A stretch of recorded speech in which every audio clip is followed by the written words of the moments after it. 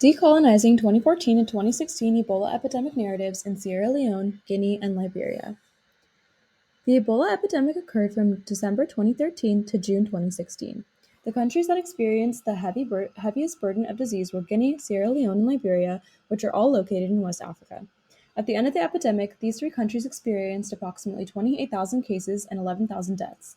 These are only the numbers for reported cases and deaths, meaning these numbers can be underestimations. You may be wondering, what is Ebola? Ebola is a zoonotic virus that is rare but severe and often fatal in humans. Ebola virus is transmitted via human-to-human transmission with a suspected animal reservoir of fruit bats. The case fatality rate is approximately 50% with an incubation period of 2 to 21 days. Symptoms of Ebola consist of coughing, fever, myalgia, headaches, mental confusion, hemorrhaging, and diarrhea.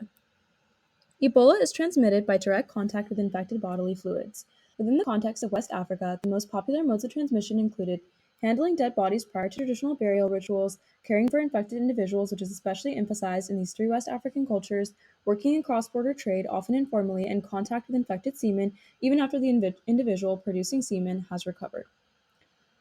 Recommendations for prevention included statewide 21-day quarantines, no burial practices, isolation from infected individuals, basic PPE for healthcare workers, closed borders, school shutdowns, which notably left 5 million children out of school for 9 months, and lastly, education on Ebola virus disease. While these prevention measures may seem feasible, Guinea, Sierra Leone, and Liberia were unequipped to implement them as a direct consequence of post-colonialism. Additionally, a lot of the recommended prevention measures ignored cultural practices and were centered in Eurocentrism. Let's talk about colonialism. Beginning with Sierra Leone. In 1780, Sierra Leone was established as a colony of Britain despite being founded by slave abolitionists to provide a home for freed slaves. In 1961, Sierra Leone declared independence. Post-colonial consequences include IMF structural adjustment loans, which required disinvestment in healthcare infrastructure, and conflict and exploitation centered around neocolonial efforts to secure diamonds in the area.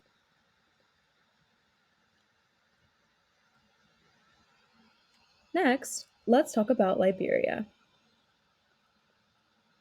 In 1822, Liberia became a colony of the American Colonization Society as a place for freed American slaves to be forcibly relocated to after Sierra Leone was colonized.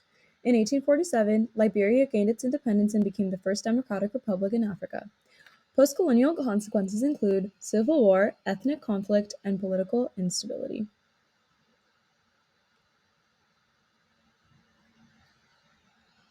Lastly, let's talk about Guinea. In 1898, Guinea was colonized by France. In 1958, Guinea became one of the first colonies of France to forcibly declare independence, which became a point of contention between France, its allies, and Guinea. Post-colonial consequences include ethnic group tensions, economic and political instability, and limited allyship.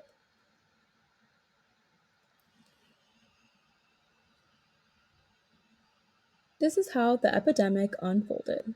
On December 26 of 2013, the first case of Ebola was reported in Guinea and was unidentified at the time. On March 14th of 2014, the Ministry of Health of Guinea issued the first report of unidentifiable disease. The gap between the index case and the report by the ministry is due to the assumption at the time that the unidentifiable disease was cholera due to the similarity in symptoms.